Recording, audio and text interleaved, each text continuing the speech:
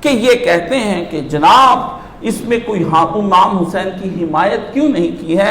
ہمارے سامنے امام ترکمانی حنفی رحم اللہ ہیں، ان کی کتاب اللمہ فی الحوادث والبدع کے اندر ہے، وہ لکھتے ہیں صفحہ 584 پر کہ امام سے پوچھا گیا کہ غربت کیا ہے، اجنبیت کس کو کہتے ہیں؟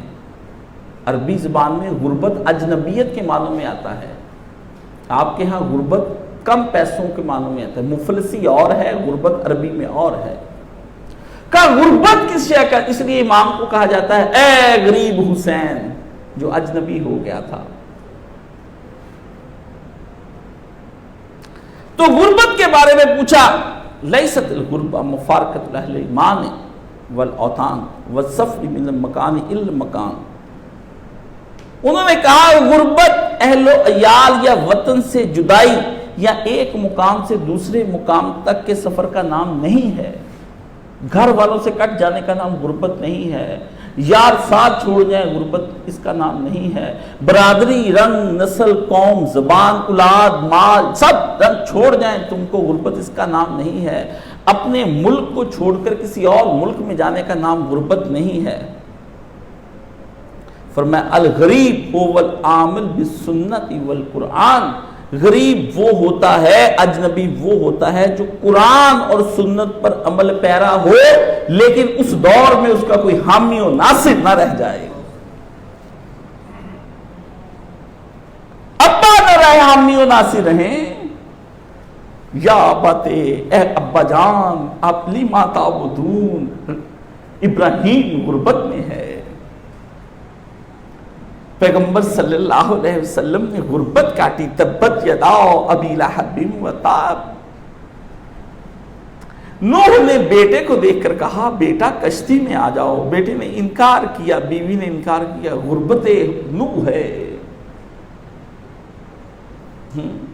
فرعون کی بیوی آسیہ نے کہا میرے شوہر آؤ ہم دونوں نے جو بچہ پالا موسیٰ حق کی طرف بلاتا ہے آؤ اس پر، غربت آسیہ ہے۔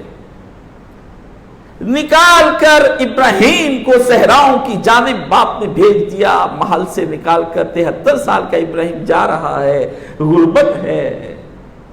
ہاجر کو مکہ چھوڑ دیا، وہاں کوئی نہیں، غربت ہے۔ لوط کی بیوی ان سے الگ ہو گئی، غربت ہے۔ ساتھ رہتی ہے مگر اجنبیت ہے، یہ کیسی اجنبیت ہے کہ بیوی سوئے بھی ساتھ، ہم بستری بھی ہو، کھایا بھی جائے پیا بھی جائے سب کچھ ہو، لیکن آپ کے دین اور آپ کے راستے کیسی اجنبیت ہے؟ فرمایا اجنبیت یہ ہے۔ اور اس طرح وہ لوگ کیا کرتا ہے، اس طرح سے فَيُسِيرُ بَيْنَ الْخَلْقِ غَرِيبًا، اس طرح سے وہ خلق خدا میں اجنبی رسول قریب لیکن اللہ اور اس کے رسول کے قریب ہو جاتا ہے۔ دنیا سے دور ہو جانا،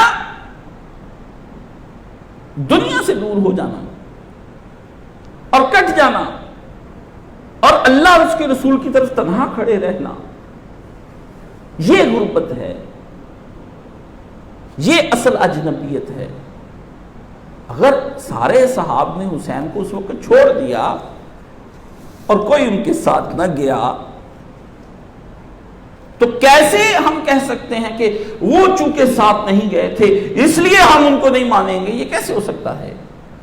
امام عبداللہ ابو بطین نے یہی بات الدرسنیہ کے اندر کہی، پہلی جلد کے اندر 400 صفحہ پر، وَالْإِنسَانُ إِذَا تَبَيَّنَ لَهُ الْحَقُّ، انسان پر جب بات واضح ہو جائے تو لم یستوش من القلۃ الموافقین، تو اس کو کیا چاہیے؟ اس آدمی کو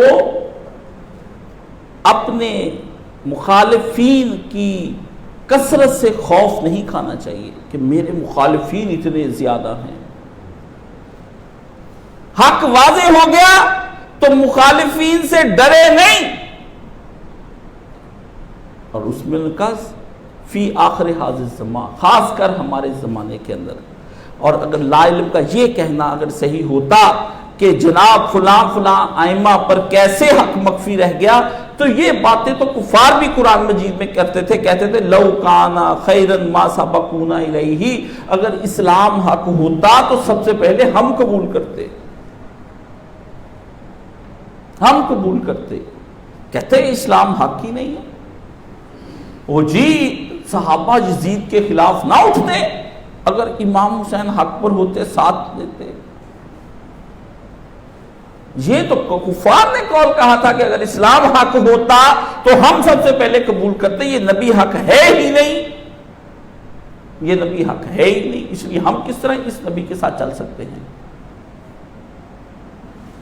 ائمہ امت اس بات پر اتفاق کیا ہے کہ جو کچھ حسین نے موقف اختیار کیا تھا وہ موقف حق، بالکل حق تھا، چاہے حسین اس میں ایک ہی اس وقت نظر آ رہے تھے، لیکن یہ وہ موقف ہے جس سے کل دنیا کو پھر اپنا موقف دینے پر مجبور کر دیا، اور پھر مکہ نے بھی موقف دیا، مدینہ نے بھی دیا، اور آج تک ہم حسینی ہو کر کے موقف دے رہے ہیں۔